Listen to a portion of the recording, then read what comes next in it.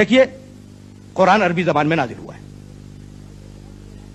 اور عربی زبان کے انتہائی بلند معیار پہ نازل ہوا ہے، اتنا بلند معیار کہ آج تک ساری انسانیت اس سے عاجز ہے یا نہیں؟ دنیا کی کوئی بھی زبان ہو، دنیا کی کسی بھی زبان کا انسان ہو، اس کی فکر بدلتی ہے زمانے کے ساتھ ساتھ، اس کا لب و لہجہ بدلتا ہے زمانے کے ساتھ ساتھ۔ میں آپ کے سامنے دور کیوں جائیں، اردو زبان کی ایک مثال پیش کر دوں جب بات واضح ہو سکے گی۔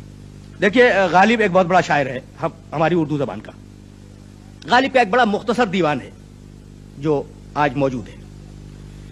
اس دیوان سے تو یہ اندازہ نہیں ہوتا کہ کس عہد کا کون سا کلام ہے غالب کا، لیکن اگر آپ ریسرچ کریں گے تو آپ کو اندازہ ہوگا کہ آخری عمر کی غزلیں کون سی ہیں، ابتدائی عمر کی غزلیں کون سی ہیں۔ اب آپ شعر دیکھیں: دہانے ہر بتے پیغارجو زنجیر رسوائی، عدم تک سلسلہ پہنچا ہے تیری بے وفائی کا۔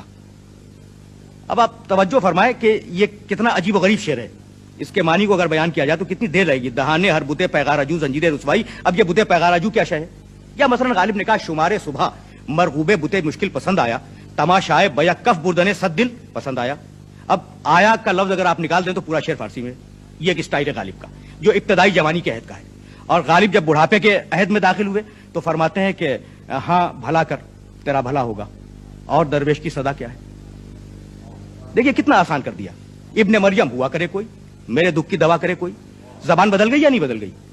تو ہر انسان کے ساتھ یہ بات وابستہ ہے کہ جیسے جیسے اس کی عمر بڑھتی ہے، جیسے جیسے اس کے تجربات بڑھتے ہیں، جیسے جیسے اس کی فکر میں وسعت پیدا ہوتی ہے، زبان بھی بدلتی ہے اور فکر بھی بدلتی ہے۔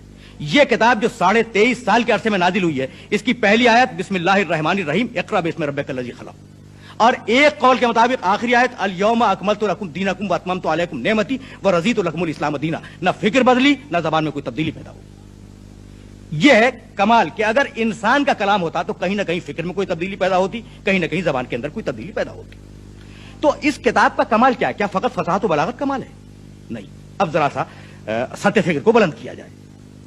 اس کتاب کا کمال یہ ہے کہ چیلنج کیا کہ کتاب کا جواب لاؤ۔ عربی زبان میں ہے نا کتاب عربی زبان میں ہے، تو وہ لوگ جن کی مدر ٹنگ عربی نہیں ہے، مادری زبان عربی نہیں ہے، وہ خود بخود خارج ہو گئے اس چیلنج سے۔ وہ کیسے لکھیں لیکن ان کی مادری زبان عربی نہیں ہے؟ اچھا تو عرب بچے، وہ لکھے جواب اس کتاب کا۔ کتاب ہے فصیح و بلیغ، ادب کے انتہائی اعلیٰ معیار کے اوپر ہے، اور سارے عرب تو فصیح و بلیغ نہیں ہے نا، سارے عرب ادیب نہیں ہے، اس لیے وہ سارے خارج ہو گئے جو نہ ادیب ہے نہ فصیح و بلیغ ہے۔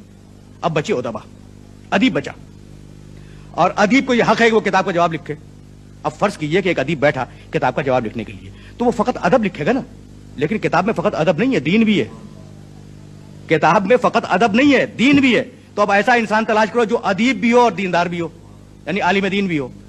فرض کیجئے آپ نے ایسا انسان نکال لیا جو ادیب بھی ہے اور عالم دین بھی ہے، لیکن کتاب میں فقط دین تو نہیں ہے نا، معاشیات بھی ہیں، اس کتاب میں معاشیات بھی ہیں۔ اب ایسا انسان تلاش کریں جو ماہر معاشیات بھی ہو، عربی کا ادیب ہو، علم دین کا ماہر ہو اور ماہر معاشیات ہو۔ تو کیا فقط معاشیات ہے؟ اس کتاب میں سیاسیات بھی ہیں۔ اب ایسا انسان تلاش کریں جو ان علوم کے ساتھ سیاسیات بھی جانتا ہو، تو کیا بات ختم ہو گئی؟ نہیں، اس میں فلسفہ بھی ہے۔ اب ایسا انسان تلاش کریں جو فلسفہ بھی جانتا ہو، تو کیا بات ختم ہوئی؟ نہیں، تاریخ بھی ہے اس کے اندر۔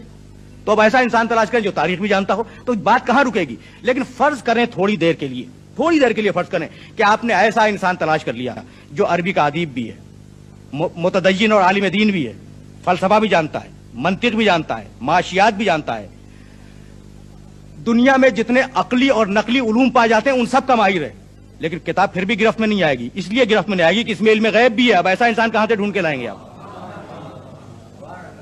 اب آپ ایسا انسان کہاں سے تلاش کر کے لائیں گے جو علم غیب بھی جانتا ہو؟ اس لیے یہ کمال ہے قرآن مجید کا، یہ کمال ہے قرآن مجید کا کہ جو لفظ جہاں پر رکھا وہ قیامت تک کے لیے ایک حرف آخر بن گیا۔ میں نے ابھی آپ کی خدمت میں عرض کیا کہ فَإِن لَمْ تَفْعَلُوا وَلَن تَفْعَلُوا، ہرگز اس کا جواب نہیں لکھ سکو گے، علم غیب ہے یا نہیں ہے۔ اسی طریقے سے یہ کتاب علم غیب کے مختلف مباحث سے بھری ہوئی ہے، اور اگر کبھی مجھے زمانے نے مہلت دی تو میں علم غیب کے موضوع پر آپ کی خدمت میں عرض کروں گا۔ تو یہ وہ کتاب ہے جس کی زبان نہیں بدلی، جس کا ڈکشن چینج نہیں ہوا، جس کی فکر میں کوئی تناقض اور کوئی تضاد پیدا نہیں ہوا۔ لو کان من عند غیر اللہ لوجدوا فیہ اختلافا کثیرا۔ ابھی میں نے عرض کیا تھا آپ کی خدمت میں کہ انسان کی فکر بدلتی ہے، ابھی کچھ کہتا ہے اور اس کے بعد کچھ اور کہہ دیتا ہے۔ ڈاکٹر اقبال جتنا بڑا مفکر، انہوں نے کہا سلطانیہ جمہور کا آتا ہے زمانہ، جو نقش کہن تم کو نظر آئے مٹا دو، ہے نا۔ اور پھر ڈاکٹر اقبال نے کہا کہ जमहूरियत एक तर्ज हुकूमत है कि जिसमें बंदों को गिना करते हैं, तोला नहीं करते। फिक्र बदल गई या नहीं बदल गई? फिक्र बदल गई। क्यों? इसलिए कि जैसे जैसे इंसान आगे बढ़ता है, उसके मुतालियात, उसके तजर्बात, उसके मुशाहदात आगे बढ़ता है, फिक्र बदलती है। लेकिन कुरान 23.5 बरस पहले जिस शान के साथ नाजिल हुआ, उसी शान के साथ 23.5 बरस के बाद इख्तिताम पजीर हुआ है।